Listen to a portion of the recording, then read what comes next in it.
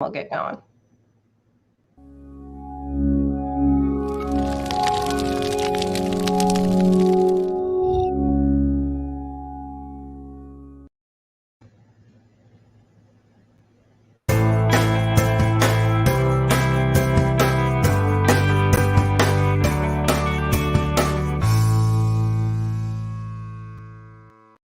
Suzanne's Paparazzi Jewelry, 24/7 shopping available.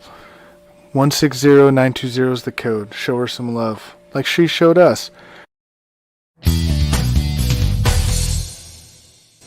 K&A Custom Crafts on Facebook.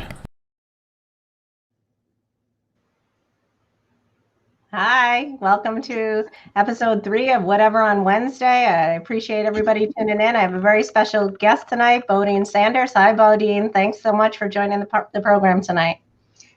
Joanne, thanks for having me. It's great to see you. It's great to see you too. We always have a lively, in-depth conversation. And since I know you pretty well, but I'm going to let you give a little bit of your bio and the important parts of it. It's all encompassing and very broad and diverse, and diversity is part of our topic. But I'm going to let you do a little intro because you know your story better than I do, and I don't want to miss anything. I want you to shine in the spotlight here. So I'm going to hand the mic over to you. Well, thanks. I appreciate it. I'm Bodine Sanders. I'm the author of Race Against Race, My Journey of Diversity and Inclusion Through Sports. Born and raised in Jacksonville, Florida. I am a retired football player, retired from the last time I played was in college. So I don't like to say former, I retired, right? No one drafted me to head to the pros. But growing up in the South, I love football. Football was in the South. Football is considered the second religion. And so as many kids in America grow up loving a particular sport and wanting to grow up to play that sport. And that was one of my dreams. But that dream took me places that I never imagined. And that's why I wrote the book. So we'll go from there. So I want to touch, when you say, playing football was your dream, and it was, but it wasn't an easy road for you. It's not like you walked onto the Division I field. And I think that that's such an important part of your story.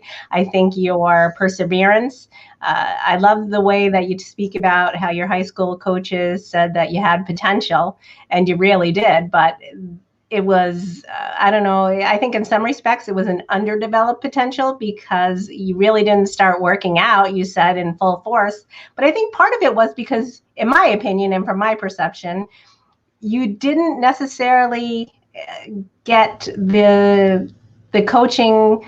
I think that they didn't give you your full potential. And I always say that a dialogue matters. And by telling you you had potential, instead of telling you were wonderful and fabulous, maybe in some ways, it became a self-fulfilling prophecy. And I see that so often in children. I have 3 sons of my own, and I'm a big, I love children, and I have an influential role in my life in regard to children. I mean, what do you think about that? I think teachers and coaches really have such an influence. And how did that factor in high school?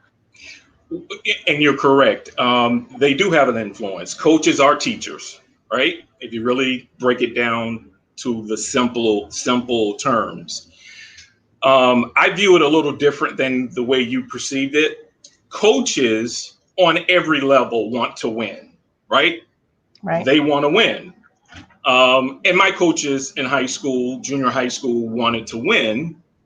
And they saw the potential in me to help the team win versus me playing the position I dreamed of playing, that I started out playing, and keeping me in that position, and then the team suffering because we were weak at another position.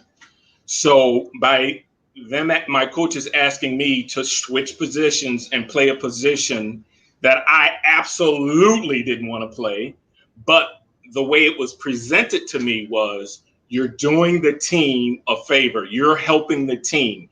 This is how we are going to win. And we were losing for years, right? So Right. all of my teammates, we were excited that we had these really incredible coaches come along who were legendary coaches in my hometown, the Gaffney brothers. My head coach, Don Gaffney, was the first Black starting quarterback at the University of Florida. So, and all of his younger brothers, all were great athletes. All of them except one went to and played at the University of Florida.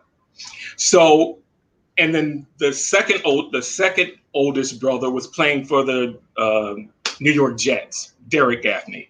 So they had an aura about them, a cachet about them, that when they walked on the field and we had them as our new coaches, the old coaching staff was out, the Gaffney brothers came in, we basically listened to what they said. And so, yeah, I was playing out of position, but the reward I got from that was being voted and nominated and voted as the Fellowship of Christian Athlete. I represented my high school as the Fellowship of Christian Athlete in football for our school.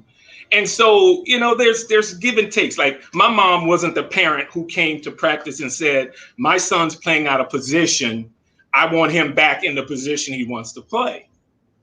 Well, I give your mom a lot of respect for that, because I've seen so many parents really interfere with coaching. So I think this is a very significant point. I'm looking at it from the perspective of a woman and a mother, and you're looking at it from the perspective as an athlete and a coach. So I think that that's really leads to two entirely different perspectives, which is some of the beauty that I'm on this network. I try to bring sports stars on, but I don't necessarily have this the athlete mentality. So I love that piece of the story. So tell the listeners a little bit about, you know, your journey to Cheyney and your transition to Villanova. I love that part. So because I was playing out of position, I did not earn a scholarship. There was a few teams that looked at me because the coaches probably asked those scouts to do them a favor and look at me. South Carolina, Gamecocks, Fighting Illini, I got letters from, but never met the coaches. So by the time I graduated, no scholarship. I had more than a few teammates who earned scholarships to big time schools. One of my teammates got an opportunity to play with Doug Flutie, Boston College. Another teammate got an opportunity to play at Central Florida and other, North Carolina, Tar Heels. There were other schools. So I write about it, how I was disappointed, right? Right. Everybody's going somewhere and I'm going nowhere. But I didn't give up. Right. I kept asking around. One of my high school teammates was committed to play and attend Cheyney University, and Reggie Northrop is his name. And he and I were really good friends. And so he kept in contact with me his first semester at Cheyney. And what I didn't know was I got a job after I graduated at the local mall, like a lot of kids do. Right. And I was helping my mom. Can I jump in there once? Absolutely. This is coming in from the mom. I loved that you went to JCPenney, and one of your objectives was to help your mother pay the bills. So I think that is really an important piece of the story. I mean, you're not just a great athlete, you're a great son. And I think that that's as important as any piece of your story. So I want to give you a shout out for there. And I think that also speaks to your mother. So I certainly want to give her a shout out. Well, thank you. And so I saw how my mom was working extremely hard to help my second oldest sister, PJ, Pamela Joyce, who's attending Bethune-Cookman down in Daytona Beach. So I figured I'd get a job, ask around how I could get into college, what road I would have to take to get into college. And so what I didn't know was my sister, my godmother, who lived across the street, Juanita Barnes, were and Reggie and a couple other my sister's classmates were behind the scenes preparing to throw me a Hail Mary. And they were working behind the scenes to get me in college.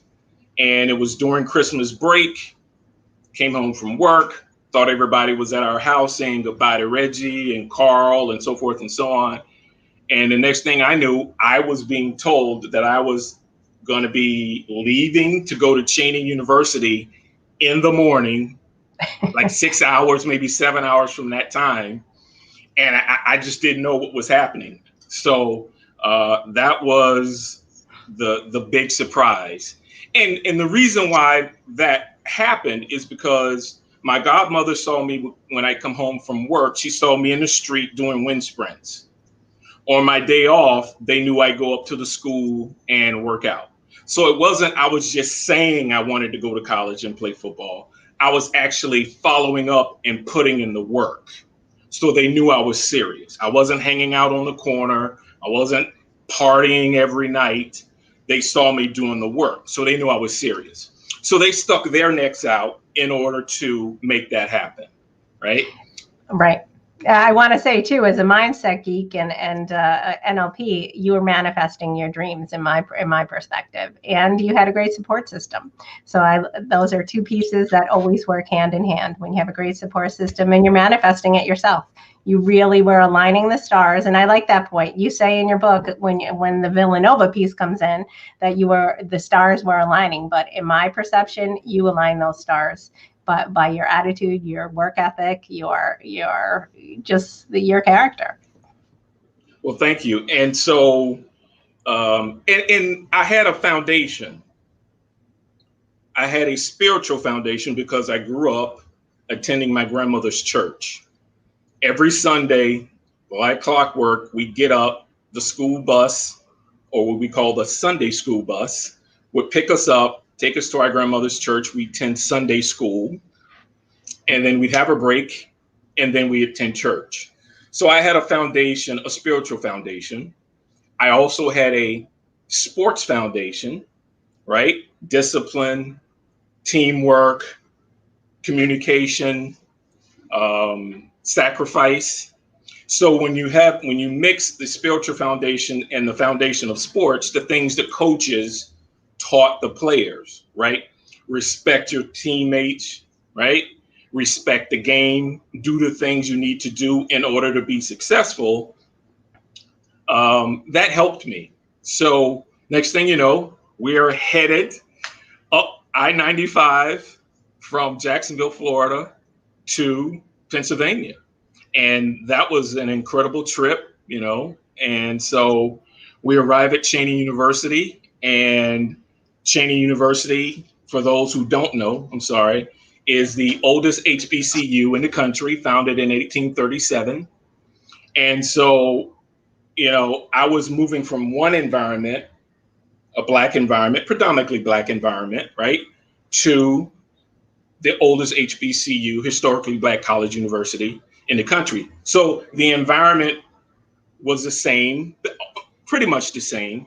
So in other words, I didn't have to make any significant changes. I didn't have to make any major adjustments. So it was somewhat easier to settle into campus life. Obviously, a lot of kids go off to college and they have difficulties. You've heard the stories. After 2 weeks, kids leave or whatever. So that wasn't my issue at all. I needed to settle in. Once I settled in, I stayed focused because I was there for a reason, to make the football team, right? So, and the campus was incredible, beautiful campus, but there was diversity even in the HBCU campus. And I learned that diversity because I was from the South, and the majority of my classmates were from the North. And I learned that there were some differences, right? Not just the difference in the way we talk, right? Not just the difference in skin tone, dark skin, brown skin, light skin. There were differences in music, differences in food. I never heard of a cheesesteak, until I got to Philadelphia, right? I never had a Philly soft pretzel until I got to Philadelphia, right? So, and then a lot of my classmates who were not from the South, maybe didn't have any immediate relatives from the South, didn't understand chitlins, didn't understand some of the soul food or Southern food. So those were differences, right? Some differences in culture that I was able to discover, and that was it was educational, it was informative, and so it was good. Even the climate was a huge transition. Oh, well, yeah. You obviously read the topic about Mother Nature and I did. the winter. Oh my goodness. Yeah, that was, if anything was culture shock for me, it was the snow and the blizzards. That was without a doubt culture shock. I'd never seen anything like that. And you see it on TV a little bit, but there's a difference between seeing something on TV and actually being in it. Oh my goodness. Well, you didn't even have the clothing, right? You weren't even prepared, and your suitcase wasn't prepared for that climate. Nope, was not prepared for it at all. Didn't have the right shoes. As a young athlete or striving to be, an athlete to make the team, I had sweats. I had maybe one or two pair of jeans, but I didn't have, snow boots. I didn't have a big, huge winter jacket. I didn't have a skull cap. I didn't have gloves. But that was part of the learning process, right? Right. As a young adult, you're on your own. You got to learn. So I'm from the Northeast, so I certainly understand that. Before we get too far, I do want to. We have a couple comments from our viewers, so I want to speak to those. First, we have Randy and Donna. Thanks for joining the program. I'm not sure. We have somebody from the exec team who said they got switched from corner. The coach said it would help the team, so they understand that perspective. Someone else, and that same individual loved playing corner. And Randy, I think, is speaking to the fact that his high school coach didn't like him, and he was actually a good player, but he was barely allowed to play. And when he did play, he was very good at it, but he was underutilized. And Adam is the one who said he loved playing corner. So he's part of our exec team as well. And he took one for the team in the same regard that you did. He loved playing a position, and the coach said switching him up would help the team. So they certainly understand that perspective of your story. Yeah. And tell Adam I switched from strong safety to offensive tackle because we went from the old offense with the old coaching staff was a running offense. When Coach Gaffney and his brothers and the new coaching staff came in, because the head coach was a quarterback, you can imagine now our offense was going to be predicated on throwing the ball. And we had speed galore. I mean, I can honestly tell you we had 5 guys on offense who could run a 4.4, 4.3 40 like it was nothing. So he designed our new offense, and he needed the quarterback to be protected. So I was told, you're a tough guy. We're going to move you to the left tackle. You're the blind side. You got to protect the quarterback's blind side. And then my tight end, Jason Pearson, our job was to protect the quarterback, but Jason's job was help me protect the quarterback and then go out and run his pass plays. So that was the reason I was asked to switch, and that's why I did it. So, and I know you also play baseball. I think you said you were in one game.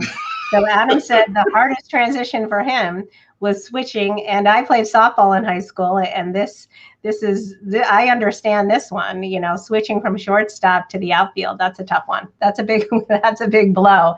And it's a blow to your ego as well. I mean, that's tough. I mean, the outfield, especially in right field, you're moving from shortstop to outfield. So I feel you there, Adam. I feel that one. And ego is the right word. Yeah. Switching from one position to the next is all about confidence, right? So right. The coach moves you from one position to the next. And then their job then at that point is to coach you up and give you all the confidence you need, because hopefully they're thinking, yeah, we heard his confidence by moving him. But it didn't hurt my confidence in the way that most would think. I was happy to move in terms of the way they presented it to me in terms of helping the team. And you know what they say, most defensive backs want to be offensive wide receivers anyway. So it was almost close. So, I did it. So before we jump into the diversity piece, which I think is, I don't want to miss that or lose that in our conversation. Adam's trying to save face, and he wants me to correct that. They moved him to center because of his quickness. So his ego's still coming into play right now. He needs to give himself a shout out. So I want to make sure I give him his due. I don't want to get in trouble with him later. So I want to point that out. That's funny. So let's talk about, Cheyney, moving to Cheyney to Villanova. I love even your first trip to Villanova, and when you talk about the dorm and I also want to touch on the role that, I want to call him Mr. Irving because you did as well, but I love that piece where, Dr. J comes into your life and what an influential character he was. So I certainly want to discuss that too. So I want to bring both of those things up, and I'm going to let you take the lead and talk about your transition to Villanova, and then bring, and I want to talk about your coach too, and what a role model he was, and what the difference was in transitioning to a white coach, and kind of the mistrust you had, I believe, in the beginning, and how you overcame that. Well, don't let me forget any of those points, because okay. I can go on for hours. So I know.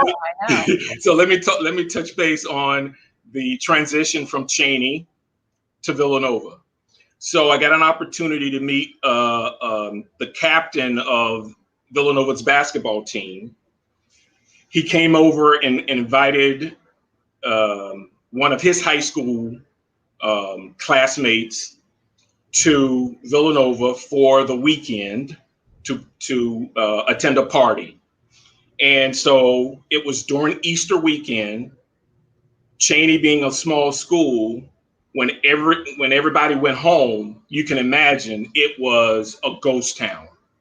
And I couldn't afford to fly from Philly to Jacksonville just for a weekend and fly back. So of course I was going to stick around. And so my high school teammate Reggie had a girlfriend, so his time was occupied. So I figured I'd just hang out and do nothing. Well, I got invited to attend the party at Villanova. So we go to Villanova. It's a Black Cultural Society party. Nowadays, they may have different names, Black Student Union, so forth and so on. So we get to the party, and I'm having a great time. I'm introduced to a lot of folks, and it was different. The atmosphere was different. The culture, the party, the vibe was different, right? So I immediately noticed it, enjoyed it. We stayed Friday night and Saturday night. So after the party, we stay in the dorm. I wake up the next morning. We head to breakfast. And in this dorm is a cafeteria. Okay, that was number one. We didn't have that at Cheyney. So I thought that was awesome. I was like, wow, a cafeteria in the dorm. Well, the next thing you know, I discover there's a pool in the dorm. And I go, hold on, a pool in the dorm? Then I discover it's also the nursing school. There were classes where the nursing students would take classes. It's just getting one thing after the other. And then the next thing I discover, there's a basketball court in the dorm. I'm like, hold up, a swimming pool, cafeteria, classes, and a basketball court? So I immediately fell in love with that dorm. You didn't have to leave that dorm if you didn't want to. So that was incredible. And so I got an opportunity to meet the athletic director's son, Ted Aceto Jr., and he was one of the few white guys playing pickup. We went to the gym to play pickup basketball, and I had never played basketball with a white guy before. So that was a first for me. And so he was extremely good, and we were on the same team. And he was so good that I didn't want to embarrass myself. So I made sure I gave him the ball every chance I could, right? Because he was embarrassing people and I had never seen it before, right? So we strike up a friendship. We have lunch together. And then I find out he's the son of the athletic director. We go meet the athletic director. And then I find out, wow, they're starting their football program up again because they dropped it after Howie Long got drafted to the Raiders. So they dropped the program for 3 years. And so they were bringing it back. And it was kind of like a recruiting trip. It felt like I was being recruited because Happy Dobbs, the basketball player, the captain, who ended up getting drafted by the 76ers, he really showed me a really good time. And it was incredible. So I was like, wow, here's an opportunity to transfer from a D2 school to a D1 school. And it's like the stars were falling all into place. And it worked out where the athletic director said, hey, here's my card. Let's communicate over the summer. And let's see if we can get you into Villanova and see if you could try out for our team and make the team and earn a scholarship. And we'd love to have you. Now, here's what's funny. Because of the Black Culture Society party and because it was Easter weekend and there were very few people around that didn't look like me, meaning there were very few white folks around, I thought Villanova was a black school because there were so many people of color around in the gym, at the party. Yeah, I was naive. I was young. I didn't know the difference between a Catholic university and a state university. I didn't know, right? I didn't grow up in the Northeast. I had no idea. So, yeah, that was my introduction to Villanova. And so it was incredible.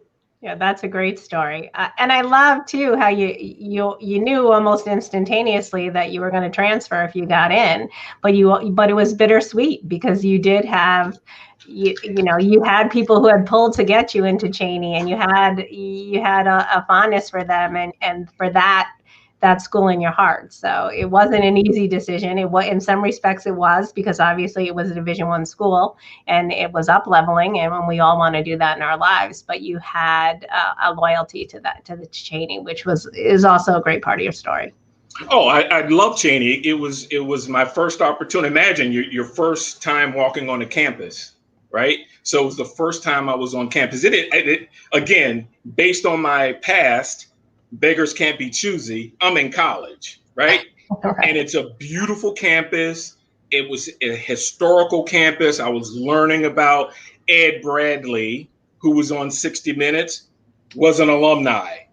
I mean, how many times did I watch NFL football, and at the end of the Sunday football, 60 Minutes would immediately start, and then there's Ed Bradley, right? So it was just one thing after another that allowed me to fall in love with Cheyney. I mean, I still represent Cheyney everywhere I go with my hats and my gear and my Villanova gear. So I didn't leave Cheyney because I was disappointed or I didn't fit in. I left Cheyney because it was a better opportunity to live my dream of playing D1 football. And so that's what happened. Well, and not only that, your first love was there. Let's not forget that. You didn't even get into the dating game until you got to Cheyney, and you would have to leave that. I love the love story part of it. So yeah, that had to be difficult as well. And there was a girl from New York. So I'm from New York, not the Bronx, but I am from New York. And some of the things, how you described her, she's to the point, blonde, tells it like it is. In many respects, I'm like that as well. That was part of the diversity learning in terms of within the Black culture. You know, again, I didn't date in high school or junior high school. I mean, yeah, I had a crush on a few beautiful young ladies, but that was it. I was too focused on trying to be a better athlete and catch up with all the athletes who had a quicker start. You know, a lot of the athletes started playing football when it was Pop Warner, Pee Wee, so forth. Well, me as a little chocolate more, so my mom didn't allow me to play. But I had a lot of sisters and a lot of family members who, if there was a young lady that I was interested in, they would find a way to get in touch with her and grill her with questions. And, you know, that would stop immediately. So when I got to Cheyney, I fell absolutely in love with a New Yorker, a young lady from the Bronx. And that was, again, my learning process. Someone from the Bronx and their personality is not like somebody from Florida, like not someone from Baltimore or New Jersey, right? So I quickly learned that people from New York, they tell you exactly how they feel. They tell you exactly what's going on. They don't have time for BS. They keep it moving, right? And so it was good. I learned, right? Yeah. So, but it was a good experience. So by the time I got to Villanova, which I got the acceptance letter on my birthday, by the way, during that summer, I had a big fight with not a big fight, but a big argument with my sister from Bethune, because, you know, she and my godmother put a lot of work into getting me into Cheyney. And it's funny, I want to hear what you think about this part. The way she described it to me, because I was adamant, Villanova is, if it's not an all black school, it's got to be 50-50 ratio. And my sister says, just because Georgetown has all black players on its basketball team does not mean it's a black school. And I couldn't reply to that. I didn't know what to say. I looked at my Irish twin, my little sister, and she was like, don't look at me. I don't know what to tell you. So, but yeah, when I got the acceptance letter, I had to take a walk in the backyard and think, what am I going to do? Do I want to do what I want to do? Or am I going to do what others have always asked me to do and sacrifice for them or sacrifice for me? And once I made that decision, it was easy. I decided to head to Villanova. I love the part of the story. I give your sister a lot of credit because she was looking out for your best interests.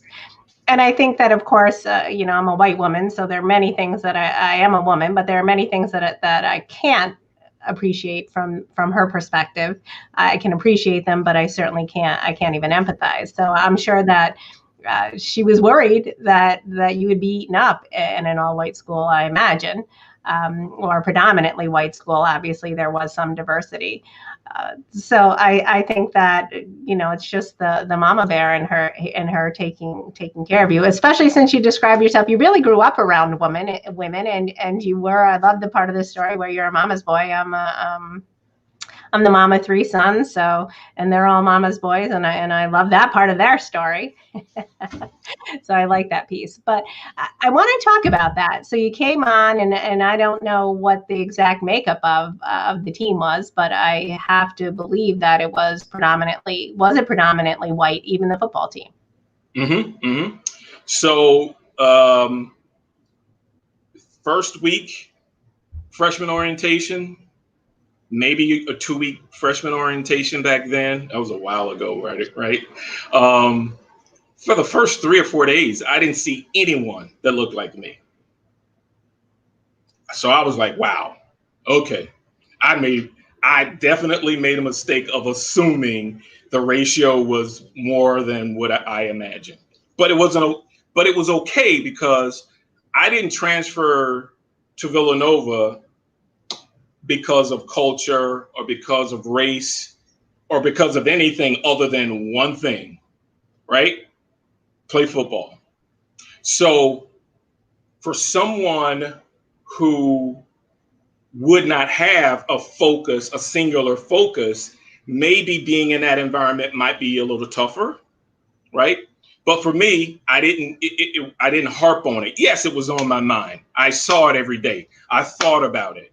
But my main focus was, what could I do to earn my way on the football team? So eventually I meet. Can I ask one question here? Can I ask? Absolutely. Absolutely. Was the only diversity on athletic teams primarily? Wow, that's a great question.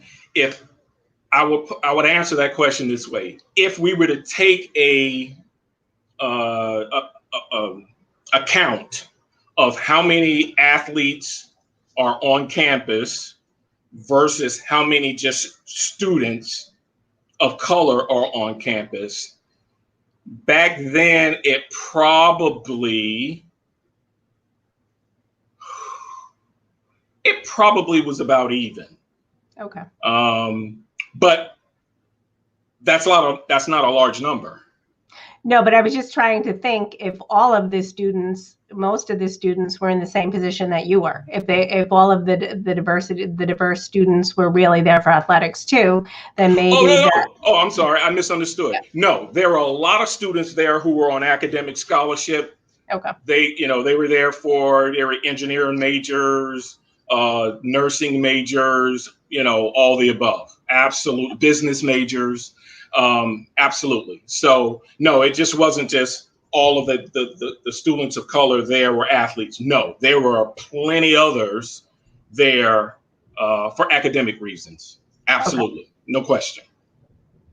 Perfect. All right. So continue. We got off track. I forgot where we were. No, I know where we are. Right. Oh, I definitely know where we are. So I meet Buzz Bass from Norristown, Pennsylvania. The first guy I run into in terms of a student. Now, Happy Dobbs graduated, got drafted. He stopped by the campus. We ran into each other. I say to him, Happy, I thought this school had more, Black students. He was like, oh, don't worry about it. You'll be okay. You got a great personality. He gave me the pep talk, and then I didn't see him again, right? So I run into and meet a guy coming out of the bookstore. I'm headed to the bookstore. Buzz Bass from Norristown. We meet, we greet, we shake hands. He introduces me to Mr. Irvin's, Dr. J's former wife, Turquoise, her personal assistant, right? So there's just the three of us are standing in the quad area talking. Next thing you know, I go to Buzz's room, and then I meet more Black students and more Black student athletes, because Buzz is like the center of attention. Everybody loved Buzz. Everybody gravitated to Buzz. So when I get to his room, everybody's hanging out in his room. So I felt even more comfortable at that point. And so one of his neighborhood and childhood friends transferred from Liberty University and decided he was going to try out for the team. And just so happens we were both defensive backs. So we immediately clicked. We hit it off. We had something in common. And so maybe a week later, we go to our first meeting at practice. All of the guys who were on campus transferred in. There were a few guys that when they dropped the football program decided to stay instead of transfer out to other programs, right? They were the legacy captains, we called them. Pete, Todd, and Roger. And so they were automatically the captains, right? So we walk in the locker room to meet the coaching staff for the first time. And there are literally 5 Black guys in the locker room, including me, mates 5. So Nate. How big is a team, Bodine? How many players in a college team? Well, because we were a new program starting up, we probably had between 75 and 100 guys trying out for the team. Oh, wow. Normally, you could have anywhere between 70 up to 125. The big schools like the Alabamas, the Florida States, and those, the big programs, Michigan, Penn State, those schools are going to have a lot more athletes, student athletes, right? They're bigger programs, right? And so We walk in the locker room, and so it's Nate, myself, Charlie Martin, 3 defensive backs, 1 guy from Harrisburg, Frankie Baltimore. He's a running back, and a defensive lineman who I honestly forget his name. And so, but that's just 5. So there's 1 guy, black guy on offense, and 4 black guys on defense. And that's it. Everybody else is white. And I mean, that was new to me. I didn't play on a diverse team growing up. So I had to learn to adjust to my new environment. But what was great is my defensive backs, teammates, helped me get adjusted. They helped me get comfortable. They helped me understand that this is a game of football. There's nothing different about it, right? And so the more I got to build a relationship with John McGowan and Jay Curcio, and the more I got to develop a relationship with Nate Bouknight, and they all helped me understand that, hey, listen, we're here to play football. Our color has nothing to do with it. The coach that's coaching us, our defensive back coach, he's a good coach. He's a player's coach, because I had the issue because I had been coached by black men my whole career. And the same coaches I had, the same black men, if you think about in the 80s, back then you could grab a guy's face mask and pull him in and scream at him and yell at him. The difference was I never had a white coach do that. So I had to adjust to that. And once I was able to, with the help of my teammates. Can I intervene again? Because absolutely. Just to give a backstory there, I think one of the most significant pieces of your story that struck me was that piece of advice that your mother said. And I think that this will put into perspective what your mom said about meeting what happens when you meet a white man. And I think so that will, if you put that quote out there, I think it really lends a perspective to what you were thinking when you have a white coach for the first time and someone who's in your face. Besides that, I mean, I think that really.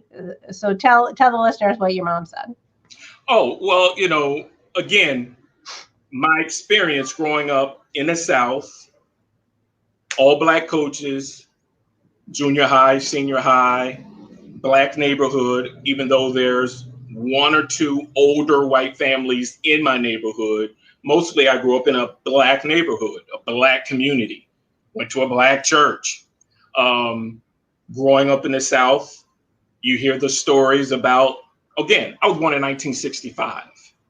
That's the year the Voting Rights Act was passed. The year before was the Civil Rights Act. So we weren't far removed from having equality, right? And then you can imagine the stories that you hear about the South, right? The relationship between black and white, right? So when I get to Villanova and I have a white coach who's yelling at me, it's not his fault that he's yelling at me. It's I have to get used to giving him the same respect that I gave my black coaches. So it wasn't his issue, it was my issue. And again, my teammates helped me out in that perspective, in that way, by saying, hey, he's got our best interests at heart. And I mean, listen, these guys were telling me things that I had never heard before, Joanne.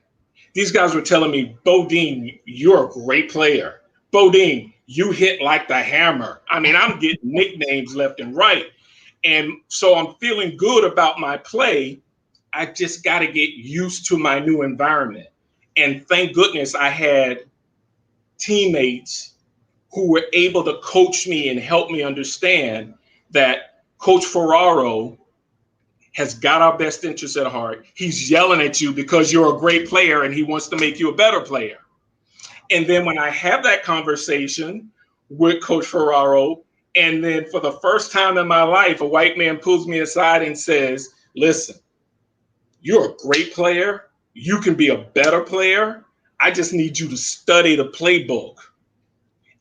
And because I was frustrated about making a few mistakes here and there, and he realized I was frustrated, and he was able to pull me aside and say some great things to me that I had never, I'd never had a white guy tell me, listen, I like you. I like your athletic ability. You got more than potential. We need you as a player. So I want to say, and you're not saying the quote that I want you to say, but I'm going to read it because I wrote it down over here. And your mother said, when you meet and talk to a white man for the first time, look him in the eye and make sure he can hear you. So yes. I think that's putting a perspective in your mind as a young man, and a relationship, and the way that you probably perceived white men was that you had to have a certain demeanor around them. So I want to speak to that, but there's a question from the listeners, from the viewers, and Randy's asking, was it intimidating when you first started in your new environment? No.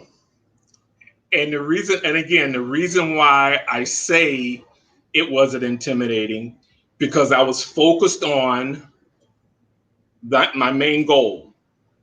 I went from walking on at a Division II school, earning my stripes, gaining confidence, and saying, hey, listen, I can play on this level. But then when I transferred to Villanova, and you've got guys transferring in from Ohio State, Wisconsin, all the big schools, Penn State, from all over, then the challenge rose even higher. So I was more focused on proving to myself that I could play on that level. So, but yes, I don't want to let people think that it wasn't on my mind. Sure, I knew I was in a new environment, but again, and just, growing up in the church, do unto others as you have them do unto you. So I didn't have a chip on my shoulder. I wasn't mad there were more white people around than black people. If anything, people thought I was too friendly. They're like, dude, why are you always smiling? Why? Again, I'd walk up to people and have conversations, and people would be like, yo, dude, who are you? Right? New Yorkers would be like, yo, why are you talking to me? Right? So my personality didn't allow me to feel intimidated. My personality didn't allow me to be scared. Right? When I was younger, I had a gun pointed to my head and the trigger pulled. It was a misfire. I didn't get killed. So when you live through that, walking on a campus, and there's more people that are not like you in terms of race, that's not a big deal, right? So no, to answer that question, to keep it short, no, I wasn't scared. I was just too excited. I really was. I was happy to be there. I was going to make the best of it. And so, but I had to overcome every day. There was a hurdle I personally had to overcome. I didn't point the finger at anybody and say it was his fault or her fault. No, I found a way, if there was an issue, to get around it, go over it, break through it, knock it down, so I could stay on campus and live my dream. And that was my entire focus. So, I don't know how limited we are for time, and maybe Chris can interject. I don't know if we have to end right at 8:00. I don't know if another show is coming up, but I really want to talk about, and we said we were going to talk about it. I love the pieces where you discuss summer camp and the inclusion and, black and white children playing together in the field of athletics. And I think that's important to bring in. We can certainly have another episode. I don't know if Adam can jump on there and tell me about the time and how much time I have, but let's talk about that. Oh, sorry about that. Yeah. You can talk for a little bit okay. more. All right. Because Bodie and I do have a show for hours. Give me some time. Give me some time. Yeah. So what is our time limit, Chris? Yeah. I think we have a show on it coming up. At 8? Yeah. All right. Okay. I'll make it quick. I'll make it quick. Yeah, let's talk about that. Well, and I'll tie in Mr. Irving too. All right, great. And then, you know what, Bodine, we may have to have another episode. We may, Let's do that. Okay. Yeah, absolutely. We have a lot to talk about. Absolutely. So, well, again, that's why I wrote there's 42 topics, in the book. There's a lot to cover, and they're all relative. So after we win the basketball championship, right? Summer camp comes. And when you win a basketball championship and the school has brought back football, the entire area is just flooded with positive vibes. Everybody wants to be a part of Villanova. So instead of going home and hanging out and getting in trouble, I decided to stay during the summer because everybody else was staying during the summer on campus. I could make some money being a counselor, boom, boom. And so I got an opportunity to see how the kids, the majority of the campers were white kids. I got a chance to see how they reacted with Black coaches, Black athletes, Black students, Black people in general, right? I would hear parents drop their kids off and hear the parents go make friends, right? And those little kids were just, come on. The kids are, you hear the old cliche, kids are our future. Kids are, because those kids, race didn't matter. Generally, really, it didn't. No. The kids were making friends. They didn't have chips on their shoulders. They were just there to have fun and make friends and have fun. And I got a chance to see that, how kids aren't corrupted by our adult issues, right? So I got an opportunity to see how Mr. Irving, when he dropped his kids off, because he lived literally down the street from my dorm. That's how I got to, I used to go over and babysit. Not everybody can say that, Bodine. They were Dr. J's babysitter. I know. So I got a chance to see how kids reacted to athletes and then people in general, the camaraderie, the sports atmosphere creates, right? The atmosphere that sports create is a positive and powerful atmosphere.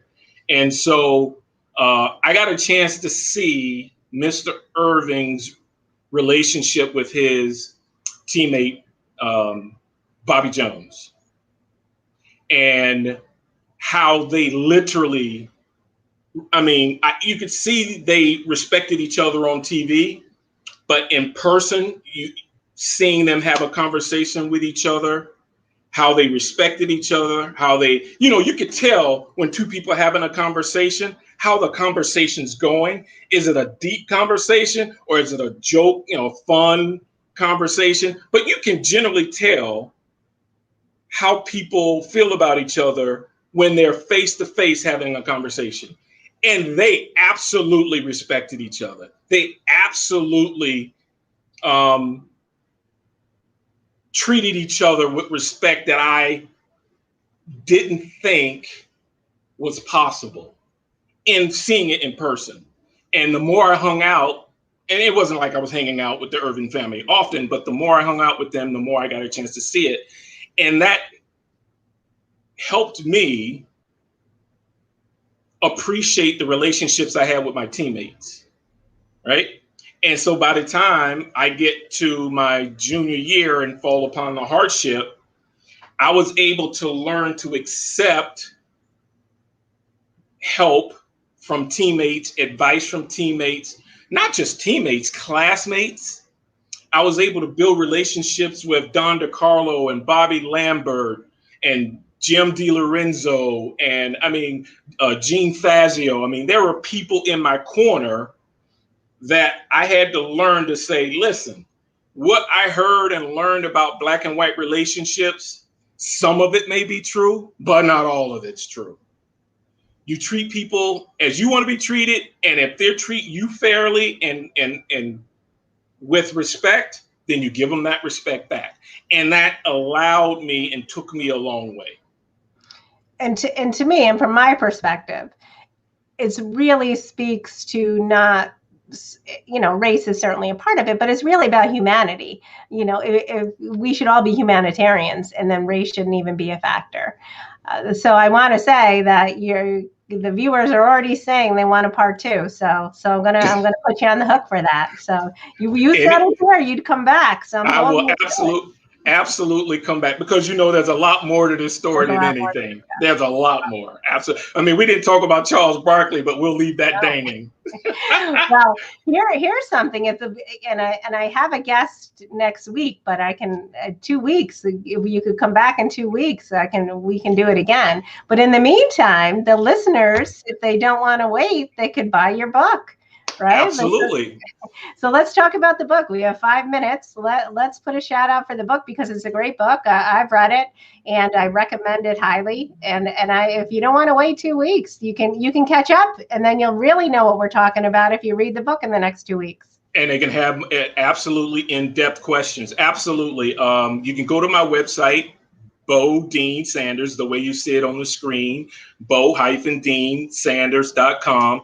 All the information you need is there. All your favorite online retailers, Amazon, Barnes & Noble, Books A Million, all the above, wherever you like to buy your books. Yeah, absolutely. I appreciate it. Pick up the book, start reading it. And then my next appearance on your show, there'll be more questions because there's a lot more to it. I mean, the bottom line is,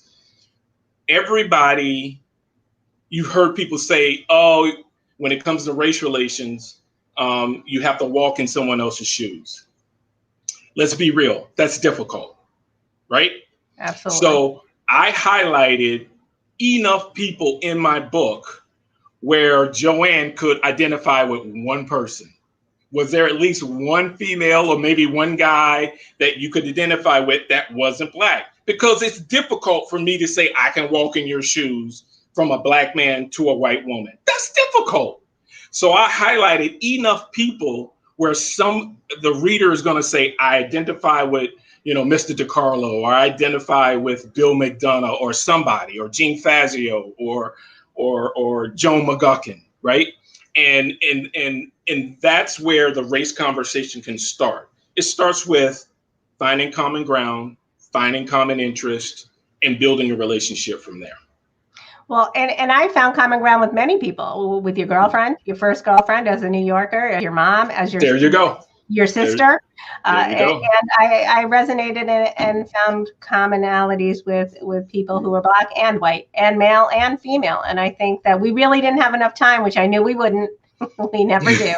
So I knew we wouldn't, but I think too, this is an opportunity, because this program will, I'm not sure how many listeners we have right now, but over the course of the next 2 weeks, we'll have many views. And I think it's an opportunity, viewers, if you have questions, put them in the comment section, because then we can address those in our next episode. We'll be prepared and we'll have some questions running right out of the gate. And I think that will be a great conversation point. And I think that you and I agree that we could have, it may not be 2 episodes. We could speak about the importance of race relations and inclusion and diversity. And, we might have to do it once a month, Bo Dean, until we find a solution, until we spread the positive message that we both feel.